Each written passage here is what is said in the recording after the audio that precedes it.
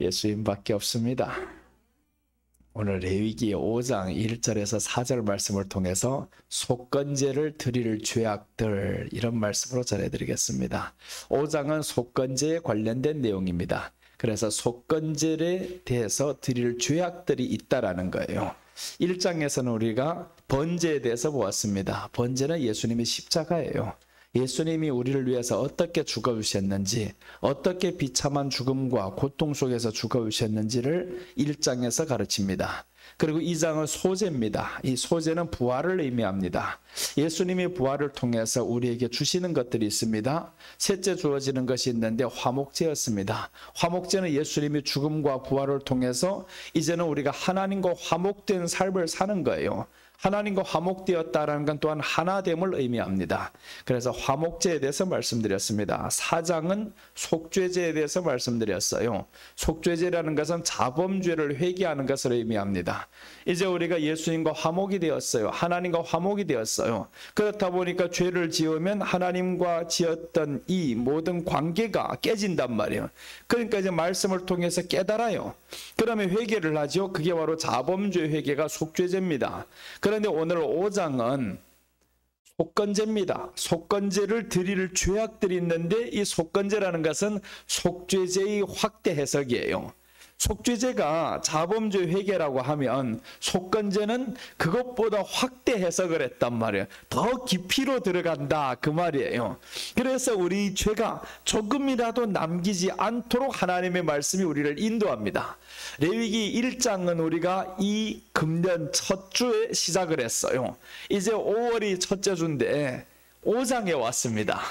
그래서 오늘 5장 1절에서 4절 말씀을 통해서 속건제를 드릴 죄악들, 이런 말씀으로 전해드립니다. 성화를 위해 회개할 죄들이 있다라는 거예요. 첫째 보십니다. 잘못된 증인죄입니다. 잘못된 증인죄. 1절 말씀입니다. 1절 보시면 만일 누구든지 저주하는 소리를 듣고서도 증인이 되어 그가 본 것이나 알고 있는 것을 알리지 아니하면 그는 자기 죄를 져야 할 것이요 그 허물이 그에게로 돌아갈 것이며, 이게 무슨 말씀일까 하는 거예요. 율법으로만 보면 이렇습니다. 저주하는 소리를 들었어요. 근데 증인이 되어서 본 것을 말하지 않는 거예요. 예를 든다면 내가 이제 임장로님을 저주를 했어요. 아, 나쁜 사람이야 그랬는데 누군가가 말해주지 않는단 말이에요. 그럼 나쁜 사람이라는 이 모든 것들을 말해줘야 이 나쁜 것을 고치는데 말해주지를 않았어요. 그럼 말해주지 않은 사람이 죄가 있다라는 거예요. 오늘 예수님으로 보면 이 말씀이 뭐냐 하면 화를 보고도 말해주지 않았어요. 예수님이 이 땅에 오셔서 복음을 전했단 말이에요. 그래서 요한복음 3, 마태복음 3장 7절에 보면 요한이 거기에서 요단강에 나와서 침례를 베풉니다. 그럴 때 사두개인 바리새인들이 나와요. 저들을 향해서 말씀합니다. 야, 이 독사의 새끼들아. 새끼들아 아니지, 자식들아 했지. 독사의 자식들아, 누가 너희에게 임박할 진노를 피하라 하더냐라고 했단 말이에요. 그게 누구였냐면 바리새인하고 사두개인들입니다. 이 사람들은 영적인 지도자들이에요. 이스라엘 백성들에게 있어서 백성들을 말씀으로 이끌어야 할 지도자들. 근데 백성들이 다 타락해가지고 죄악 가운데 살아가는데 저들이 말해주지 않는다라는 거예요. 그러니까 누가 너희를 임박할 진노를 피하라 하더냐. 자꾸 왜 진노를 피하려고 하느냐. 그래서 화를 말해주잖아요. 저주하는 소리를 들었으면 말해줘야 된다. 그럼 오늘 이 말씀을 예수님으로 보면 예수님이 이 땅에 오셔서 똑같은 말씀하셨어요.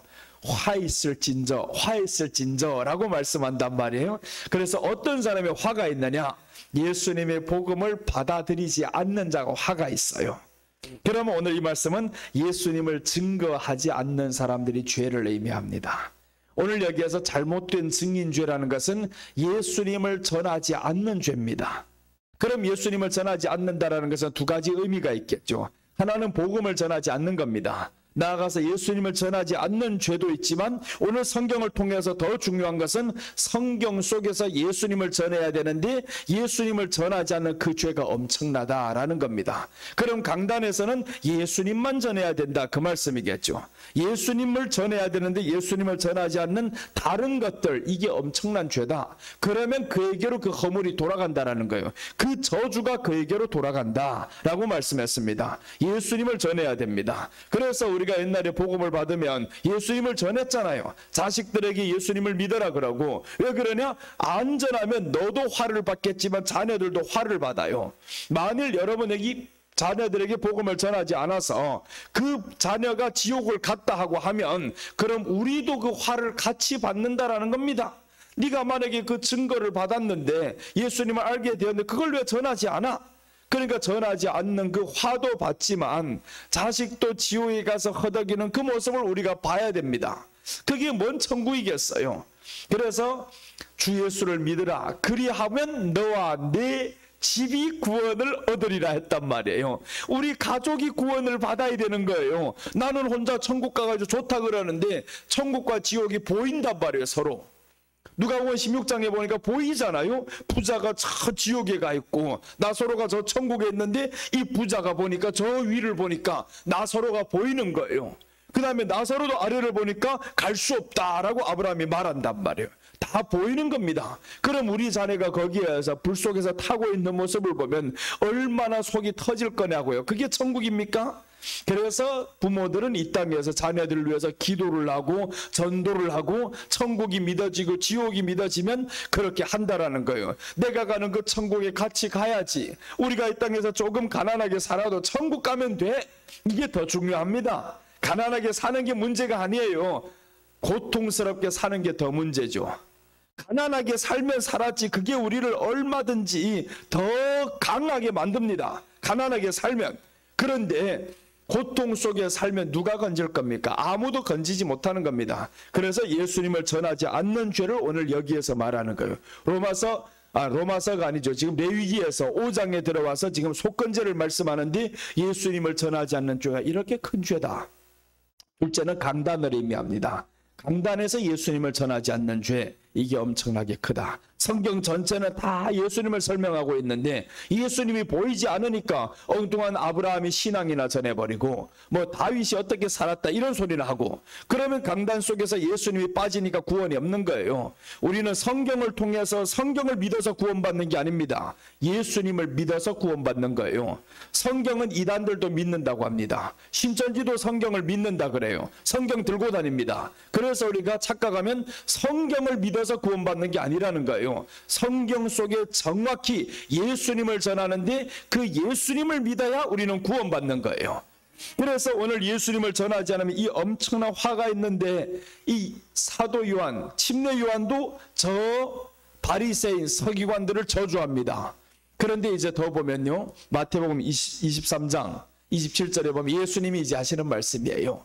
화있을진저 외식하는 서기관들과 바리새인들이여 회칠한 무덤 같으니 겉으로는 아름답게 보이나 그 안에는 죽은 사람의 뼈와 모든 더러운 것이 가득하도다 라고 말씀했어요. 회칠한 무덤이 뭡니까? 겉으로는 아름답게 보인다라는 겁니다. 그게 누구냐 하면 바로 저 바리새인들, 서기관들, 믿는 척하는 사람들. 이 믿는 척하는 사람들 보니까 겉으로는 엄청나게 아름답게 보인다라는 거예요. 저 신천지들이 그런 거예요. 엄청나게 신앙이 좋은 것처럼 보입니다. 한 사람에게 어제 내가 누구를 만났어요. 어떤 사람을 만났는데 그 자매가 하는 말이 그래요. 신천지가 자기한테 울고 갔대요. 이야, 이렇게 믿는 모습이 너무너무 안타까워서 울고 갔다는 거예요. 울고 갔다. 그런데 그분이 그래 10분 있으면 우리 목사님이 옵니다. 그랬다라는 거예요. 그러니까 가버렸대요. 10분 있으면 내가 간다는 소리 이것들이 튀어버렸어요. 뭔 질문을 하라고 했냐면 전화를 따가면서 긴 질문을 할 필요 없습니다. 하나만 하세요. 이만희가 죽냐 안 죽냐 이 질문을 해보세요. 그래서 그 질문을 한 뒤에 내가 10분 뒤에 온다 하니까 튀어버렸어요. 왜 그러냐면 이만희가 죽냐 안 죽냐니까, 그러니까 그 사람들 하는 말이 이러더라는 거예요. 그거는 사는 사람에 대한 예의가 아닙니다. 그건 저주라는 거. 저주. 야, 사냐 죽냐 물어보는 게 저주냐고요. 이거 당연한 것을 사냐 죽냐 얼마나 쉬운 질문입니까? 나를 향해서 사냐 죽냐 하면 여러분들 뭐라고 말씀하겠어요? 다 죽는다 하지. 나이 들면 죽지, 사고 나서 죽지. 뭔 일이 있어도 죽는다고 말할 건데 저 사람들 죽는다고 안 한단 말이에요. 그러면서 그거는 이 사람에 대한 예의가 아니라는 거예요. 참 사람들이 웃기죠. 이게 바로 잘못된 증인이 죄란 말. 근데 이 사람들 보니까 이 한 사람을 끄집어 가려고 어떻게 하냐면 쇼를 하는데 울고 난리를 나더라는 거예요. 야, 불쌍하다고 울더라는 거예요. 근데 나는 왜 울지 못하느냐. 그러니까 비교가 된단 말이에요. 이 목사는 우리 교회 끌어오려고 울지 못하는데 저 신천지는 울고 나를 끌어가려고 한다고. 그러니까 누가 더 진짜 같아 보여요? 저희가 진짜 같아 보인단 말이에요. 이렇게 쇼를 하는 거예요. 저들도 저런 잘못된 증인을 하는데 우리가 하물며 그 증인을 못하겠냐고요.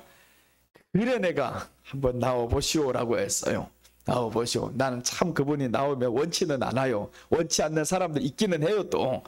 그런데 그 한영혼을 생각해 보니까 이단을 생각해 버리고 화가 나는 거예요. 저들도 저렇게 눈물 뿌리면서 나오라고 하는데 우리가 왜 눈물 뿌리면서 말을 못하겠냐고요.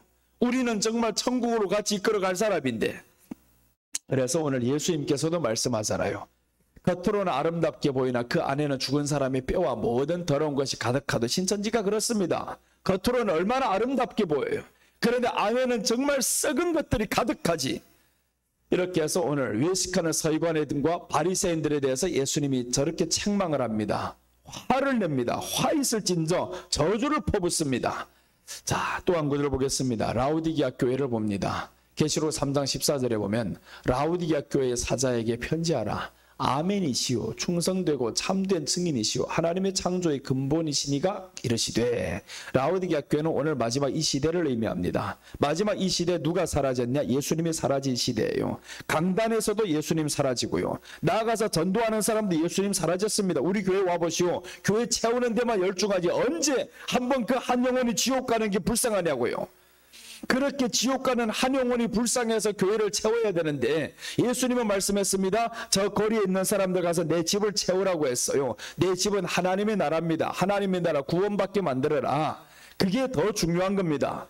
그래서 예수님이 오늘 마지막 시대를 향해서 자신을 드러내는 겁니다. 나는 아멘이다. 예수님이 바로 아멘이다. 교회 안에는 예수님이 차야 된다. 그리고 충성되고 참된 증인이다 라고 하잖아요. 예수님은 하나님이 가르쳐 오신 모든 것을 다 전했습니다. 그리고 예수님은 하나님이 하라는 말씀 외에는 전하지 않았어요.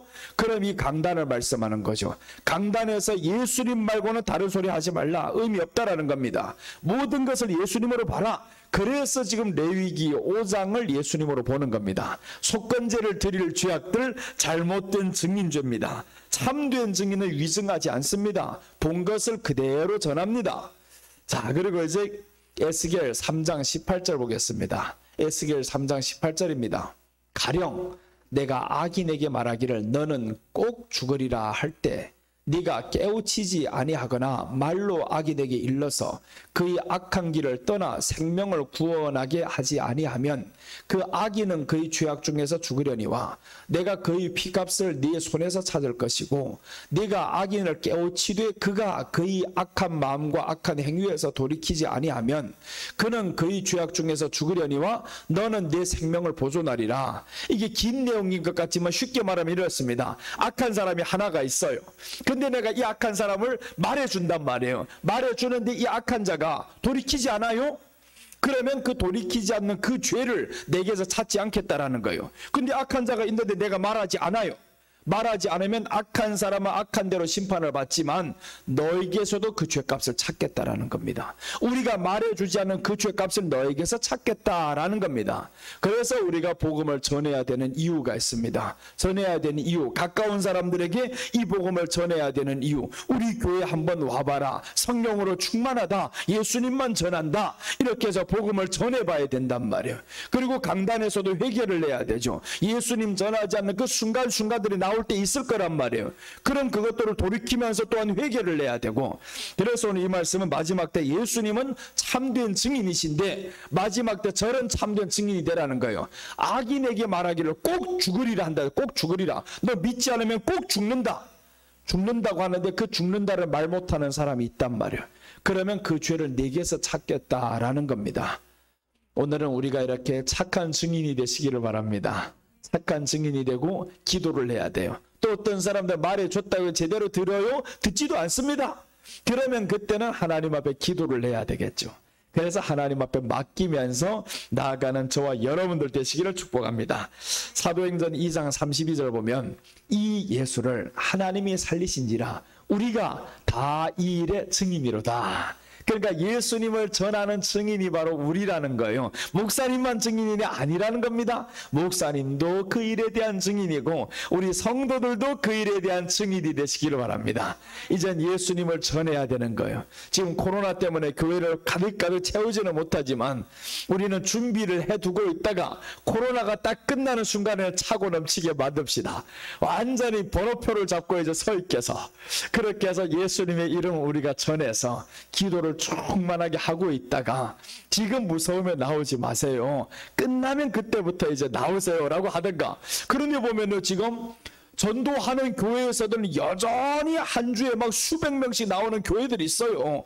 코로나가 무서운 게 아니란 말이에요. 코로나보다 더 무서운 것이 바로 하나님의 말씀이다. 이 말씀을 전하지 않는 너희 죄가 얼마나 클 거냐. 그래서 우리가 예수님 전하는 이런 사람들이 되시기를 바랍니다. 오늘 예수님을 증거하지 않는 죄를 향해서 잘못된 증인죄다라고 했습니다. 속건제를 드릴 죄악들 둘째입니다. 부정한 것을 만지는 죄입니다. 부정한 것을 만지는 죄. 2절 말씀입니다. 2절 보시면 만일 누구든지 부정한 것들 곧 부정한 들짐승의 사체나 부정한 가축의 시체나 사체나 부정한 곤충의 사체를 만졌으면 부지중이라고 할지라도 그 몸이 더러워져서 허물이 있을 것이요 라고 했습니다. 오늘 이 부정한 것이 뭐냐 봤더니 사체가 부정하다라고 했습니다. 사체 몇 가지가 나오죠. 들짐승의 사체, 가축의 사체, 곤충의 사체 이런 걸 만졌는데 특징이 뭐냐면 부지중이라도 라는 겁니다. 부지중이라도 모를 때에도 네가 만졌으면 그럼 사체라는 것은 다른 말로 하면 생명이 없는 것이란 말이에요. 생명 없는 것을 네가 무의식간에 만졌단 말이에요. 그래도 허물이 있다라는 거예요. 생명이 없는 것을 무의식간에도 만지지 말라. 여러분 정말 시체가 있는데 그 시체가 정말 그 시체가 죽은 줄로 알면 옆에서 계속 자겠냐고요. 자지 못한단 말이에요. 이 사체가 얼마나 무서워요. 얼마나 싫어요. 그런 것처럼 우리 안에 이 사체를 만지면 안 된다라는 거예요. 생명 없는 것을 만지면 안 된다. 그럼 생명 없는 것을 예수님이 말씀합니다. 세상 사람들 생명 없어요. 세상 것들 생명 없어요. 그러면 세상 사람들을 우리가 하나님 안으로 와서 생명 얻게 만들어야 되는 것도 있지만 저들과 짝이 되지 말아야 됩니다. 저들과 하나가 되지 말아야 됩니다. 그래서 오늘 이 말씀은 생명 없는 세상 것들을 가까이 하지 말라라는 겁니다. 가까이 하면 죄가 된다라는 거죠. 그래서 오늘 부정한 것을 만지는 죄는 생명 없는 세상 것들을 가까이 하는 죄입니다. 세상 것 너무 가까이 해봐 나만 지쳐버려요. 그래서 세상 것들을 우리가 가까이 하지 말고 조금씩 내려놓으면 편한 거예요. 내 있는 삶에서 만족하고 만족하면 되는데 모든 것을 왜 가까이 하는가 비교를 하다 보면 이게 문제가 생겨요. 그래서 타인과 비교를 안 하고 내 현실에서 만족을 하면 됩니다. 나는 왜 내 현실에서 만족하냐 하면 내 20년 전을 생각해 보니까 지금 너무 부자예요. 20년 전을 생각해 보니까 그때는 얼마나 어려웠어요. 30년 전, 40년 전, 우리가 클 때 30년 전에는 얼마나 어렵게 컸습니까? 요즘은 그 어려움도 몰라. 청바지도 다 다리를 찢어가지고 돌아다니잖아요. 예전에는 하도 청바지를 입다 보니까 너무 입어서 찢어서 나도 지난번에 입던 청바지를 안 버릴까 다 버렸어요. 엉덩이가 터졌단 말이에요. 이것도 하나 이제 아주 심플하게 보이고 다니면 그걸 흉하잖아요. 그런데 지금 생각해 보니까 옛날보다 정말 너무 우리가 행복하게 산다. 너무 부자로 살아간다. 우리는요 한 가지 자그마한 사소한 예를 들어드릴게요. 우리 집이 지난 주간에 정수기를 설치했어요. 왜 지금까지 정수기를 설치 못하냐 하면 떠돌이 사는단 말이에요. 계속 이사를 내야 되고 이사 갈 때마다 정수기 설치해 줄 때는 무료로 설치하는데 이사하면 또 이게 설치 비용을 내야 된다. 그래서 안 했어요. 지금까지 안 하고 물을 사 먹고 떠먹고 그렇게 했단 말이에요. 그런데 지난 주간에 이젠 이사할 일이 별로 없을 것 같아요. 그래서 이제 성수기를 설치해 보니까 야, 이거 별것 아닌데 얼마나 좋고 편한지 몰라요. 그러니까 없던 것이 자그마한 거 하나 생겨도 이렇게 만족하며 살아야 되는데, 근데 너무 풍요하게 살면서도 만족 못하면 이 사람들은 불행하게 삽니다. 불행이 찾아와요. 그때부터는 우리에게 작은 것 하나가 바뀌는 것에 대해서 만족을 하고요. 근데 만족 못한 이유는 하나밖에 없습니다. 옆집은 이렇게 사는데, 누구는 이렇게 사는데, 그러니까 만족 못하는 거예요. 왜 옆집하고 비교합니까? 우리의 행복을 왜 옆집 사람에게 기준을 두냐 말이에요. 우리 행복은 하나님 안에서 기준을 두시기 바랍니다. 예수님이 우리 안에 있는 것 때문에 기준을 두면 되는 거예요. 옆집의 아이가 키가 얼마 크든 그게 뭔 상관이 있습니까? 내 아이가 잘하는데 병 없이 잘하면 되는 거예요. 그런데 꼭 옆집의 아이는 150이란다 170이란다 그래가지고 비교를 해가지고 너는 몇 등 했냐 8등 했는데요, 옆집은 4등 했는데요. 이러면 뭐가 의미 있냐고요. 8등한 것이 고맙다. 학생이 몇 명이에요? 8명 중에 8등입니다. 그러면 그래도 할렐루야 하고 가면 되지. 뭐 결국에 공부가 결국 그 사람을 뭐 성공시키는 것도 아니잖아요. 먹고 사는 데 있어서는 지혜가 있으면 됩니다. 건강이 있으면 됩니다. 아무리 공부 잘해도요, 건강이 없고 지혜가 없고 그러면 그건 지식에 아무런 의미가 없어요. 그래서 우리는 하나님 앞에서 건강하게 살도록 기도를 하고요. 그리고 옆 사람과 비교하지 마시기 바랍니다. 이런 비교는 생명 없는 것들입니다. 생명 없는 것들을 가까이 하다 보면 내가 죽어요. 내가 죄가 됩니다. 그래서 절대로 우리는 비교하지 맙시다. 비교하지 말고 옆에 누가 뭘 해놨으니까 우리도 뭘 해야 돼. 절대 그러지 맙시다. 우리는 우리가 있는 것에 대해서 만족하는 거예요. 야, 이런 곳에 있는 것이 만족스럽고 없다가 하나가 있으면 얼마나 또 좋아요. 그렇게 해서 있는 것에 대해서 만족하고, 이제 로마서 8장 2절부터 먼저 봅시다. 로마서 8장 2절 보시면 이는 그리스도 예수 안에 있는 생명의 성령의 법이 죄와 사망의 법에서 너를 해방하였습니다 라고 했습니다. 죄로 사망했던 우리죠. 죄와 사망의 법에서 우리를 해방시켰다라는 거예요. 이제 우리가 예수님을 믿었어요. 그러니까 죄와 사망의 법에서 해방시켰다. 생명 없는 것들 중에서 너를 이제는 생명 있게 만들었다. 그러니까 이런 사체를 만지지 말라는 거예요. 세상 것 비교하고 사랑하고 이런 것들이 다 뭐냐? 그래서 구약 성경이 중요한 게요, 사체라고 말합니다. 사체. 이런 사체를 만지면 죽는다. 허물이 있다라고 말씀합니다. 그게 사체인 줄로 알면 만지겠냐고요. 사체인 줄 모르니까 만지고 있지. 그러니까 우리가 세상 사랑하고 비교하면 이건 사체가 됩니다. 나도 사체가 되는 거예요. 그래서 비교하지 말고 살아갑시다. 내 있는 현실에서 주님 앞에서 만족하고 감사하며 사시기를 바랍니다. 예수님께서 우리를 그렇게 살리셨다라는 겁니다. 우리를 살리셨다. 그러니까 우리는 저기에서 해방받아야 되는 거예요. 자, 이제 데살로니가 전서 5장 21절 22절 한번 봅니다. 범사에 헤아려 좋은 것을 취하고 악은 어떤 모양이라도 버리라 라고 했습니다. 악은 모양이라도 버리라. 막 어떤 사람들 이런 흉내내기를 좋아한단 말이에요. 물 마시면서도 그런 사람들이 있어요. 그게 뭐예요? 술 마실 때 그 모습이란 말이에요. 물 마시는데 뭔 그런 흉내를 내. 커피를 마시면서도 이게 다 뭐예요? 옛날에 술 마시던 그 습관들, 이런 습관들, 이런 흉내도 내지 말자. 아니, 남자들, 요 어린 아이들은 요즘 들어가지고 담배 피우는 게 그게 굉장히 자랑스럽게 생각한대요. 나 담배 피워? 이게 뭐예요? 내가 용감하다, 남자다, 이해도 세다, 막 이런 쪽으로 막 자랑하려고 돌아다닌대요. 그런 악은 모양이라도 내지 말라. 그런 건 창피한 거다. 그렇게 생각을 해야 되는데, 그래서 우리는 악은 모양이라도 내지 맙시다.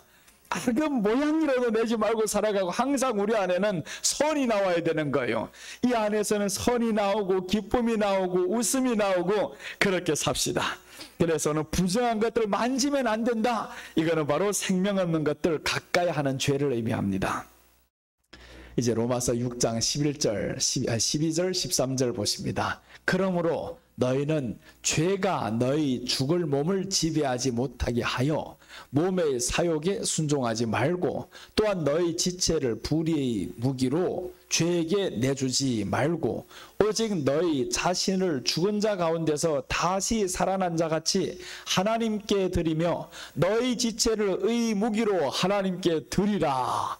죽은 자 같이 행동하면 항상 마음에 불안합니다. 근데 산 자같이 행동을 하라는 거예요. 우리는 건강한 자같이 행동하고요, 있는 자같이 행동하고요, 그렇게 있는 자처럼 살아가지. 항상 있는데 죽은 자같이 살아가요. 항상 건강한데 없는 것처럼 살아가요. 이게 안 된단 말이에요. 우리는 건강한 것처럼 행동하시기 바랍니다. 이미 우리는 주님이 그 모든 흑암의 영들에게서 우리를 건져냈어요. 질병 가운데서 건져냈습니다. 그러니까 건강한 것처럼 행동을 하고 살아가고 있는데 없는 것처럼 살지 말고요, 이제는 우리는 있는 것처럼 살아갑시다. 부자처럼 살아가면 되는 거예요. 얼마나 부자입니까 지금 살아가면. 옛날에 100만 원이 없어서 우리가 예전에 중국에 살 때는요 100만 원이면 지금 큰 돈이었잖아요. 예전에 한 30년 전에는 이런 말이 있었어요. 만원호라 그랬어요. 만원호. 만원호라는 건 뭐냐, 만원만 집안에 갖추고 있는 사람은 야 이건 온 돈에서 사문 소문 났습니다. 근데 만원호가 아니고요, 여러분 지금 1000만 원을 가지고 살고 있어요. 요즘 들어가지고 1000만 원이 없는 사람이 누구 있습니까? 그런 사람들, 돈 빌리러 다니는 사람들은 절대 가까이 하지 말아요. 그런 사람들은 희망 없는 사람들이에요. 아니 지금 100만 원이 없어가지고 빌리러 다닌다? 이런 사람들 상종할 사람들 아니에요. 왜 그러냐면 지금에 있는 것 가지고 뭐를 못해가지고 그 돈을 빌리러 다녀. 100만 원을 네가 10일을 나가 일하면 그 100만 원이 나온다. 일하기 싫어하는 사람들, 이런 사람들을 멀리해야 됩니다. 그러니까 우리는요 100만 원이 넉넉하여서 100만 원이라 1000만 원도 있어서 이렇게 넉넉하게 살아가면 되는데, 이 있을 때를 만족 안 하다 보니까 욕심으로 인해, 탐심으로 인해 다른 쪽으로 다 흘려보냈단 말이에요. 그러니까 돈이 없는 거예요. 근데 그렇게 빌리러 다니는 사람들 보면요 진짜 괘씸해요. 자기가 쓰는 것 보면 나한테 1000만 원 있는 것보다 내한테 100만 원 빌려간 이 사람이 더 팍팍 씁니다. 그렇게 놀면 안 된다라는 거예요. 그래서 여러분들은 돈 빌리러 다니지 마시기를 바랍니다. 돈 빌리러 와도 꼬도 주지 말아요. 꼬 주지도 말아야 됩니다. 돈 빌리러 다니는 사람들, 그렇게 누가 그런다잖아요. 은행에서 빌려주지 않는 사람은 나도 빌려주지 않는다 그런데요. 왜 그러냐면 은행에서는 신용을 봐가지고 빌려주는데 은행에서 빌려주지 않으면 내가 왜 빌려줍니까? 우리는 주려면 믿는 사람들끼리 하도 가난한 사람이 있으면 줄 수는 있어요. 그러나 돈 빌리는 사람들 그게 습관적입니다. 한 번 빌려난 사람들 계속 빌리러 다니는 거예요. 여기 가서 100만 원 빌렸다가 저쪽이 200만 빌려 이쪽에 갚아버리고, 이렇게 자꾸 빌리러 다니면 이게 참 100만 원을 빌려 다니는 사람들은 왜 빌려주지 말라고 하냐면요, 너 며칠만 나가서 일하면 되는데 그걸 100만 원 빌리러 다녀? 이건 말이 안 되는 소리예요. 그래서 정말 우리는 그렇게 급할 정도로 살아가지 말라는 거예요. 급할 정도로 살아가지 말고 항상 우리 안에는 여유가 있도록 하나님이 건강도 주셨어요. 돈을 남기면 됩니다. 아끼면 되는 거예요. 벌 수 있는 힘을 주셨는데 왜 그렇게 남기지 못해? 그건 안 되는 겁니다. 남기지 못하는 게 낭비를 하면 남기지 못합니다. 남들이 있는 거 다 있어야 되고, 그래서 오늘 생명 없는 세상 것들을 가까이 하다 보면요 내게 남길 수가 없어요. 생명 없는 거 자꾸 이것 사고 저것 사고 왜 삽니까? 보여주려고 산단 말이에요. 그러면 남기지 못하는 거예요. 우리는 보여주기 위한 삶이 아닙니다. 예수님 안에서 만족하며 살아가는 삶이에요. 돈이 여러분은 지갑 안에 두툼하게 있어 봐봐요. 나갈 때도 든든합니다. 사람들은 그래, 믿는 사람들 하나님이 있어야 든든하다고요. 웃기지 말라 그래요. 하나님이 있어도 돈 없어 봐 어떻게 되는가? 정말 그 사람이 하나님 때문에 만족할 것 같아요? 하나님도 있으면서 돈도 있으면 더 좋지. 우리는 그 길을 가야 되잖아요. 하나님도 이 안에 있고 돈도 이 안에 있고 이게 다 가지고 가야 되지. 그렇게 가능하도록 하나님이 만드셨어요. 그래서 이제 복음서에도 말씀하잖아요. 현세 내 이름 때문에 핍박을 받고 박해를 받는 사람들은 현세 100배를 주겠다 하잖아요. 현세에서 100배를 준다. 우리로 하여금 절대 하나님이 가난하게 살지 않습니다. 절대 그렇게 만들질 않아요. 그러니까 주신 복을 헤어보고 잘 관리하시기 바랍니다. 불의한 청지기가 그랬잖아요. 처음에는 주인이 그것을 가지고 막 허랑방탕하다 쓴다는 소문이 들어가지고 주인이 빼앗아 버리겠다 하잖아요. 그때 이 불의한 청지기가 정신 차린 거예요. 야, 주인이 그것을 내가 내 마음대로 썼구나. 아니구나. 그때부터 이제 아끼기를 시작합니다. 사람들 불러들이잖아요. 얼마나 빚졌냐? 100이냐? 80이라고 쓰라. 그럼 80이라고 쓰면 그때부터 내가 뭘 아껴야 돼요? 탕감해준 20을 아껴야 되지, 그때부터는. 그러니까 우리가 하나님 안에서 주신 것을 성경은요, 낭비하지 말라라고 합니다. 낭비하지 말라. 세상 것들을 자꾸 사랑하다 보면, 가까이 하다 보면, 그럼 이게 낭비가 됩니다. 사체들을 만지게 됩니다. 그럼 가진 게 없어져요. 여러분들은 이제 조금 더 지나면 주머니 안에 가득히 채워지시기를 바랍니다. 가득히 채워지셔서, 이거는 뭐 축복의 설교도 아니에요. 사실이에요. 이 안에 주머니에 돈이 많아야 됩니다. 돈이 여러분들이 있어야 돼. 나는 없어야 된다고 얘기를 안 해요. 절대로 있어야 됩니다. 예수님을 믿어서 돈도 있어야 되면 돈은 안 쓰면 있게 되는 거예요. 쓰면 없어집니다. 그렇잖아요. 돈을 보니까 나가면 없어지는 거예요. 쓰면 없어지는, 안 쓰면 남긴 거예요. 그대로 있는 거예요. 헌금하는 거 외에 난 별로 안 쓰겠다. 나는 그래서 헌금하는 거 외에는 거의 안 씁니다. 거의 쓰지를 않아요. 그러면 사례비 받아가지고 헌금하고 나면 그대로 남아요. 어떨 때면. 그 다음에 필요한 것들을 하나씩 쓰고 할 때면 얼마나 기분 좋아요, 그게. 그래서 필요 없는 것도 우리가 쓰지 맙시다. 자, 이제 롯의 아내 보면 이렇게 나옵니다. 롯의 아내가 저 소돔과 고모라 성에서 나왔어요. 소돔과 고모라 성은 어떠한 성이냐면 이게 화려한 성입니다. 세상 것으로 가득히 찬 성이에요. 그런데 거기에서 천사들이 와가지고 롯의 아내가 나오려고 하는데 나오질 않아요, 이게. 그러니까 롯과 함께 저들을 확 끄집어서 내어버렸어요. 왜 내왔냐? 심판받는단 말이에요. 이제 불로 곧 타게 생겼어요. 너희들이 바라보는 이 화려한 것들이 다 불로 탑니다. 그런데 보이지 않아요, 그게. 그러니까 롯의 아내가 결국에 뒤로 달려 들어가잖아요. 다시금 나 아니야. 세상 것 그래도 같이 가야 돼. 비교하며 살아야 돼. 이 가운데 와서 뭐 할래? 보니까 아무것도 없어요. 아무 비교할 건데 맨 거지 같은 것들만 가득해요. 그러다 보니 나 재미없어 여기가. 이제 다시 세상 것들을 사랑하려고 들어갑니다. 들어가는데 그때 심판에서 죽잖아요. 이게 구원받은 백성들이 세상에 자꾸 눈 돌리고 살다 보면 이런 사람처럼 거지같이 다시 돌아간다라는 겁니다. 처참한 심판을 받습니다. 우리는 세상으로부터 이미 여기까지 건짐 받았어요. 건짐 받았으니까 이제는 세상 것과 비교하지 말아야 됩니다. 절대로 여러분들은 옆집 사람과 비교하지 마세요. 내게 있는 것이 최고입니다. 내게 있는 것이 최고의 하나님의 선물이었어요. 아무리 좋은 것도요, 좋은 것이라고 생각하지 않는 사람은 그 사람은 좋은 게 아닙니다. 정말 못한 것도 좋게 생각하고 살아가는 사람은 그게 얼마나 좋은 사람이고 행복한 사람이에요. 그래서 롯의 아내와 같은 이런 성도들이 교회 안에 참 많아요. 세상 것들을 자꾸 사랑하고 오늘 부정한 것을 만지는 죄가 있었습니다. 그 죄는 바로 생명 없는 세상 것들을 가까이 하는 죄입니다. 속건제를 드릴 죄악들, 첫째는 잘못된 증인죄였습니다. 예수님을 전하지 않는 죄입니다. 둘째는 부정한 것을 만지는 죄였어요. 생명 없는 세상 것들을 가까이 하는 죄. 셋째입니다. 셋째는 입술로 지은 죄입니다. 입술로 지은 죄 4절입니다. 만일 누구든지 입술로 맹세하여 악한 일이든지 선한 일이든지 하리라고 함부로 말하면 그 사람이 함부로 말하여 맹세한 것이 무엇이든지 그가 깨닫지 못하다가 그것을 깨닫게 되었을 때는 그 중 하나에 그에게 허물이 있을 것이니, 오늘 여기서는 조금 달라요. 앞에 죄악들을 보니까 부지 중에 지은 죄라도 이건 죄가 있다 그랬어요.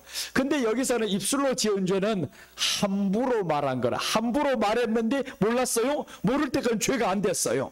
그런데 보니까 그것을 깨닫게 되었을 때는 그 중 하나에 그에게 허물이 있게 될 것이다. 깨닫게 된 것, 이게 차이점이에요. 앞에 것은 깨닫든지 깨닫지 못했든지 사체를 만졌던 건 너는 이건 죄다. 이건 죄입니다. 그런데 오늘 이게 입술로 지은 죄를 깨닫지 못할 때는 죄가 아니에요. 왜 그래? 이게 뭔 말을 쉽게 말하면 그래요. 내가 지금 장로님에게 상처를 입혀놨어요. 근데 깨닫지 못했단 말이에요. 깨닫지 못할 때는 이거 죄가 아니에요. 근데 상처 입혀놓고 깨달았어요. 와, 어떻게 깨달았어요? 말씀을 통해서, 환경을 통해서, 성령을 통해서 깨달았단 말이에요. 그때는 그게 죄가 된다라는 거예요. 그러면 회개를 하라. 회개를 하라 그 말이죠. 입술로 지은 죄. 그 다음에 여기에서 중요한 건 함부로라는 말이 많이 나옵니다. 함부로 말하면, 함부로 말하여. 이 함부로라는 원어의 뜻은 뭐냐 하면 빠타, 서투른 말로 짓거리다, 고함지르다 이런 뜻이에요. 서투른 말로 짓거린다, 고함지른다. 그래서 우리는 어떤 말을 함부로 하지 말아야 되는 게 뭐냐? 서투로 허투른 막 짓거리지 말라. 모르는 소리를 막 그렇게 아는 척하면서 하지 말라. 그 다음에 두 번째는 고함 지르지 말아야 됩니다. 서로가 말할 때 고함 지르지 말라. 그래서 함부로 말하지 말라. 그 다음에 여기에서 맹세하여 악한 일이든지 선한 일이든지 하리라고 함부로 말하면 맹세하여 함부로 말한다라는 거예요. 소리 지르면서 함부로 말한다. 내가 할 수 있다라고 함부로 말한다. 이렇게 맹세까지 하면서 너무 확신 갖고 말하지 말아야 됩니다. 맹세로는 연관짓지 말아야 된다라는 거예요. 그런데 기분에 흥분에 따라서 막 이제 고함 지르면서 말한단 말이에요. 베드로가 그랬잖아요. 나 예수님 절대로 배신 안 합니다. 죽는 데까지 따라갑니다. 막 그랬던 사람이 보세요. 3번이나 부인하잖아요. 3번이나 부인하는 그 모습을 봅니다. 베드로 마태복음 26장 74절과 75절 말씀입니다. 그가 저주하여 맹세하여 이르되 나는 그 사람을 알지 못하노라 하니 곧 닭이 울더라. 예, 베드로가 예수님의 말씀에 닭 울기 전에 네가 3번 나를 부인하리라 하심이 생각나서 밖에 나가서 심히 통곡하니라. 이제 베드로는 깨달았어요. 야, 내가 3번이나 이렇게 부인했네. 이 깨닫고 났더니 그때 나가서 심히 통곡을 했죠. 깨달은 다음에는 통곡을 한다, 회개를 하면 하나님이 어떤 것을 주시냐면, 그래서 성경이 참 깊이가 있는 걸 요거 조금만 연결해 보면 기가 막힌 내용이 나와요. 하나님이 기회를 줍니다. 우리에게 회개의 기회를 주고 그 깨달았던 것을 보상할 수 있는 기회를 줘요. 갚을 수 있는 기회. 요한복음 21장 보면 똑같이 3번 나옵니다. 주님이 이렇게 물어보죠. 21장 17절 보시면 3번째 이르시되 요한의 아들 시몬아 네가 나를 사랑하느냐 하시니 주께서 3번째 네가 나를 사랑하느냐 하심으로 베드로가 근심하여 이르되 주님 모든 것을 아시오매 내가 주님을 사랑하는 줄 주님께서 아시나이다. 예수께서 이르시되 내 양을 먹이라. 3번을 물어보죠. 네가 나를 사랑하느냐, 네가 나를 사랑하느냐. 3번을 부인했던 것을 이번에는 3번을 사랑 고백으로 하게 만들어요. 그러니까 깨달은 이 사람에게 주님이 다시 기회를 줍니다. 깨달은 우리에게 하나님이 회개의 기회를 주시면서 이제 하나님 앞에 헌신할 수 있는 기회를 주신다라는 거예요. 그래서 제일 중요한 거는 깨달을 때라는 겁니다. 깨달을 때. 여러분들 하나님 앞에서 서운한 것이 있어요. 헌신한 것이 있습니다. 근데 못 드렸어요. 근데 어느 날 깨달았습니다. 우리 교회가 그래가지고 헌금했던 사람들이 있잖아요. 우리 조현희 권사님이 그랬어요. 몇십 년 전에 교회에서 서원을 했단 말이에요. 나 건축헌금 하나님 앞에 얼마를 하랍니다. 그런데 하다가 얼마를 못하고 남겨뒀어요. 잊고 살았단 말이에요. 잊고 살았는데 이제 훗날에 보니까 내가 설교한 설교를 통해서 듣다 보니까 이게 깨달았어요. 그래서 우리 교회에다 헌금을 하셨잖아요. 그 건축헌금을 거기에다가 해야 될 것을 이제는 거기에서 말씀을 듣고 깨닫고 보니까 이거 하지 않았다. 그래서 서운한 것을 깨닫고 났더니 교회에다 헌금해 주셨잖아요. 수천만 원을 헌금해 주시니까 이 얼마나 고마웠어요. 하나님의 말씀을 깨닫게, 이렇게 하나님은 깨닫게 만듭니다. 그럼 이 사람은 거지로 살아가냐? 절대 아닙니다. 하나님이 더 주시고자 그렇게 합니다. 하나님이 은혜를 주시고자 이렇게 깨닫게 만들었어요. 그래서 우리가 참 하나님의 은혜 가운데 살면서 서운한 것이 있으면 반드시 갚아야 됩니다. 갚지 못하고 부지 중에 자꾸 이러고 있다 보면 하나님이 주고자 하는 복을 가로막아요. 내가 입술로 지은 죄를 자꾸 회개를 못하면 하나님이 이 입술로 지은 죄 때문에 복이 안 들어오게 만든단 말이에요. 그래서 우리가 입술로 지은 죄, 하나님은 베드로에게 기회를 주셨어요. 3번이나 사랑할 수 있는 고백을 저에게 물어보십니다. 똑같이 고백했을 때 얼마나 마음이 후련했겠습니까? 3번 부인했던 그 베드로가 마음에 항상 부담을 가지고 살았을 거예요. 야, 내가 주님을 향해서 죽는 데까지 간다고 했는데 어떻게 내가 3번이나 부인해? 3번이나 부인해? 이러고 하면서 늘 마음에 뉘우치면 살았는데 그 주님 앞에서 만나서 물어본단 말이에요. 네가 나를 3번 부인했는데 사랑하느냐 했을 때 그 고백의 마음은 우리가 헤아릴 수 없을 정도로 베드로의 마음은 진심이었습니다. 정말 얼마나 기뻤겠어요. 다시 한번 그 주님 앞에서 사랑을 고백한다는 말. 부인은 주님을 모르는 데서 보이지 않는 곳에서 했지만 그러나 사랑은 주님 앞에서 다시 고백할 수 있는 기회를 주님이 주셨어요. 그러니까 우리가 잘못을 저질렀다 할지라도 주님은 우리가 깨닫는 순간에 그 기회를 다시 줍니다. 만회할 수 있는 기회를 주십니다. 여러분 속에 혹시라도 이 마음에 부지중에 지은 죄, 하나님 앞에 서원한 죄, 입술로 지은 죄 이런 것들이 깨달으면요 반드시 하나님 앞에서 그 기회가 왔을 때 놓치지 마시기를 바랍니다. 베드로는 그 기회를 놓치지 않았어요. 마태복음 12장 36절 보시겠습니다. 내가 너에게 이르노니 사람이 무슨 무익한 말을 하든지 심판날에 이에 대하여 신문을 받으리니 내 말로 의롭다함을 받고 내 말로 정죄함을 받으리라. 자, 보세요. 이 말이 중요한 거예요. 이 말을 했던 것이 아무렇게 지나간 게 아니라 하잖아요. 사람이 무슨 무익한 말을 아무런 의미도 없어요. 유익한 말도 하지 않았습니다. 그런데 그 사람이 말을 하든지 심판날에 대하여 신문을 받는다라는 거예요. 그 심판날에 대해서 반드시 신문을 받습니다. 우리가 했던 말에 대해서 신문을 받는다라는 겁니다. 그래서 우리가 깨달았을 때는 회개를 해야 된다라는 거예요. 그래 하나님의 축복이 뭐냐? 말씀을 통해서 깨달을 때라고 오늘 레위기에서 말씀해 주잖아요. 네 말로 의롭다함을 받고 네 말로 정죄함을 받으리라 라고 했습니다. 그래서 우리 입술에는 항상 선한 말이 나가야 됩니다. 말을 했던 것은 실천해야 됩니다. 그 말을 했던 걸 실천하면 또한 그대로 됩니다. 참 놀라운 것은 우리 교회가 들어오면서 내가 그랬어요. 5년 안에 빚을 다 갚겠습니다 라고 이렇게 선포를 하고 그대로 하다 보니까 지금 들어온 지 얼마였어요? 3년이 되어 간단 말이에요. 3년이 되어 가는데 절반 넘어 갚아버렸잖아요. 절반 넘어 갚아버렸고 절반이라는 게 뭡니까? 3분의 1을 갚았지 지금. 그러니까 3분의 1이 남았는데 내 원래의 계획은 9월 달까지였어요. 근데 처음에 기도는 5년이었단 말이에요. 5년 안에 다 갚아야 돼. 그거는 성도들도 똑같았습니다. 권사님들이 심지어 그렇게 기도를 했잖아요. 5년만 하나님 더 건강하게 살게 해주세요. 일하게 해주세요. 그게 소원이었는데 나는 5년 가지고 됩니까? 권사님들 15년은 더 건강하게 살아야지. 교회 빚만 갖고 나면 어떡합니까? 여러분들이 이후는 어떡하려고? 그래요. 교회비 갚는 게 문제가 아니에요. 여러분들 이후의 삶도 생각하면 80, 85세까지는 건강하게 살아야 되는 거예요. 그러니까 건강하게 살도록 내가 기도할 겁니다. 여러분도 자신을 위해서 이제 늘 조심해야 되고 건강도 지켜야 되고요. 자, 이렇게 해서 전도서 5장 2절부터 한번 보겠습니다. 전도서 5장 2절 보면 너는 하나님 앞에서 함부로 입을 열지 말며 급한 마음으로 말을 내지 말라.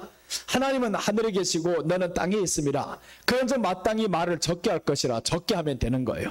말을 많이 하면 이게 문제가 생깁니다. 말을 적게 하라 그 말이에요. 그래서 그 다음에 걱정이 많으면 꿈이 생기고 말이 많으면 우매한 자의 소리가 나타나느니라. 네가 하나님께 서원하였거든 갚기를 더디게 하지 말라. 하나님은 우매한 자들을 기뻐하지 아니하시나니 서원한 것을 갚으라. 누가 우매한 자냐? 하나님의 말씀을 듣고도 깨닫지 못하는 사람도 우매한 자들입니다. 미련한 사람들이에요. 그래서 하나님 앞에서 이렇게 깨달았을 때는 갚기를 더디하지 말라라고 했습니다.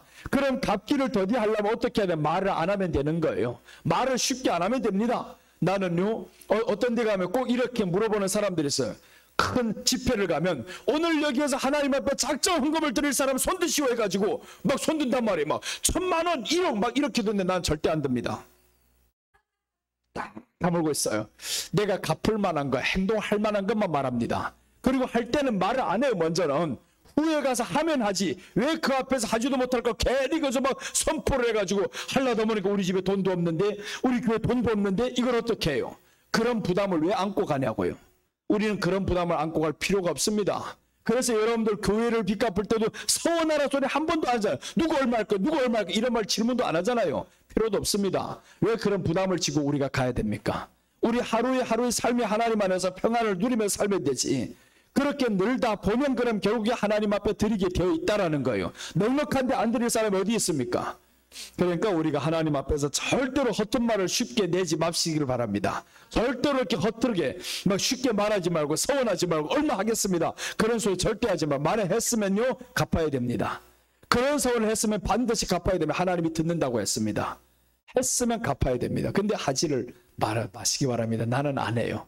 나는 쉽게 안 합니다. 절대로. 그래서 시간도 널리 잡아놓잖아요. 5년을 잡아놓는 게 5년 안에 하나님 다 갚게 해주세요. 아직 2년이 더 남았어요. 9월달까지면 3년입니다. 여기까지 온 지. 그래서 2년이 더 남았는데 그때까지는 하나님 다 갚을 수 있을 줄 믿습니다 하고 갑니다. 그래서 하나님 앞에서 기도를 하면서 여러분들 건강하게 사시기를 축복합니다. 자, 오늘 세 가지를 드렸습니다. 속건제를 드릴 죄악들입니다. 잘못된 증인죄였습니다. 예수님을 증거하지 않는 죄입니다. 증거하지 않는 죄는 두 가지라고 했습니다. 전도하지 않는 죄. 둘째는 강단에서 예수님 빠진 죄. 속건제를 드릴 죄악들 둘째입니다. 부정한 것들을 만지는 죄입니다. 부정한 것들은 생명 없는 세상 것들입니다. 세상 것들 가까이 하는 죄. 이런 것들을 멀리 하라는 거예요. 속건제를 드릴 죄악들 셋째는 입술로 지은 죄입니다. 생각 없이 헛된 맹세하는 죄입니다. 생각 없이 헛된 말을 하지 말아야 된다는 거예요. 그래서 우리가 세 가지 죄, 오늘 속건제 드릴 죄악들 세 가지를 보았습니다. 다음 주에 또한 이어서 세 가지를 더 보겠습니다. 기도하겠습니다. 하나님 아버지 감사를 드립니다. 오늘 속건제를 드릴 죄악들에 대해서 살펴보았습니다.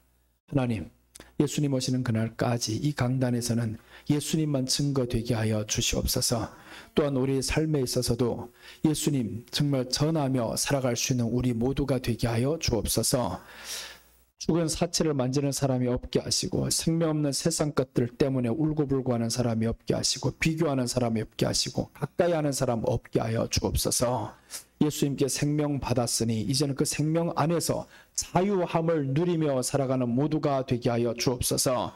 입술로 범한 죄를 또한 회개하라고 했습니다. 함부로 말하는 사람이 없게 하여 주시고 고함 지르며 말하는 사람이 없게 하여 주시옵시고 정말 우리가 주님 안에서 말을 신중하게 할 수 있고 또한 적게 하는 사람이 되게 하시고 서원한 것은 반드시 갚을 수 있는 사람 되게 하시고 또한 깨달음을 주시는 또한 들을 수 있는 사람들 되게 하여 주옵소서. 감사를 드리며 다시 오실 예수님의 이름으로 기도드립니다. 아멘.